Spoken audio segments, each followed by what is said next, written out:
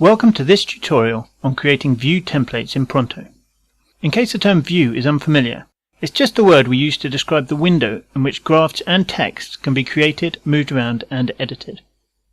View templates allow you to save your favorite graphs, including all data selection and formatting, so that they can easily be applied to new data. In this tutorial, I'll spend a short time creating and formatting two graphs in a view, then I'll save the view as a template and finally apply the view template back to data in the project to easily recreate the graphs. Having opened a project, I'll select the data streams of interest. In this case, I want graphs of the detailed adaptive store data for my three-phase voltage and current channels. Having selected the streams of interest and created a quick graph, I'll start by formatting the trace colors. In this instance, I want red, black, blue for phases 1 to 3. I can do both current and voltage traces at the same time by holding down the Control key and selecting both traces. It's often easier to select the traces in the legend rather than trying to click on the trace lines.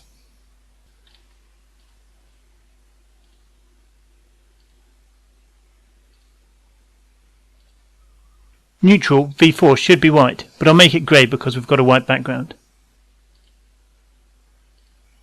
Next, I notice that because the neutral voltage is sitting around 0, as I'd expect, it stretched the scale of the voltage traces down to 0, when in fact most of the action is up near 240 volts. To move the neutral voltage, V4, to its own axis, I click on Arrange Traces and Axes on the function panel. I click on the trace to move, click on Move Trace to New Axis, and then click and drag the axis up to below the other voltage axis. I'll relabel the axis title to make it clearer.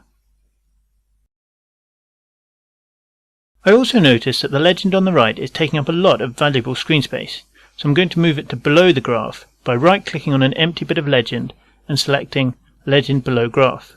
I'm now going to do some other general graph formatting, although note that you can change the defaults for most of these items under Tools Options in the two Graph tabs.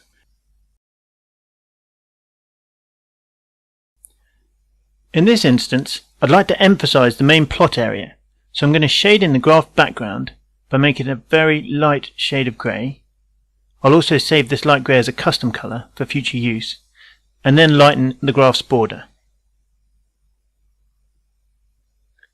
You'll see that the legend is now transparent, but I want to turn on a white fill and again give it a light border.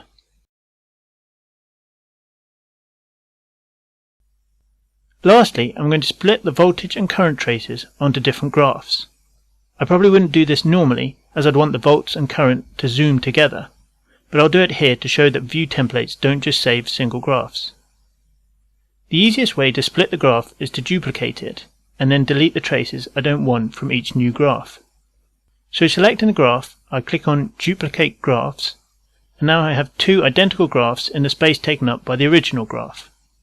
To delete the traces on each graph that I don't want, I can select them and press the Delete key or select Cut from the toolbar or right mouse context menu. Note that I can select multiple traces in the legend by holding down Shift to select a range and Control to add individual traces to the selection. I'll add a text title to the view which will act as a title for both graphs.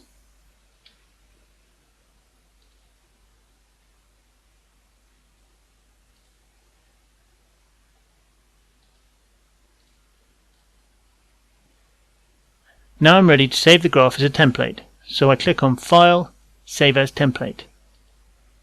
Templates are saved in their own folder system, so I'll first create a 3-phase 4-wire folder that I'll put all my templates for 3-phase 4-wire systems into. With that folder selected, I give the template a name and description and click on Save.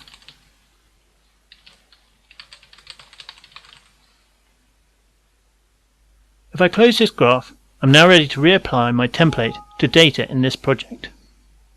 To create a new view from a template, I click on Graph Using Template to open the Graph Template Selection dialog. You can see here that there are a number of templates that I've already created. You'll also notice that they have different coloured icons beside them.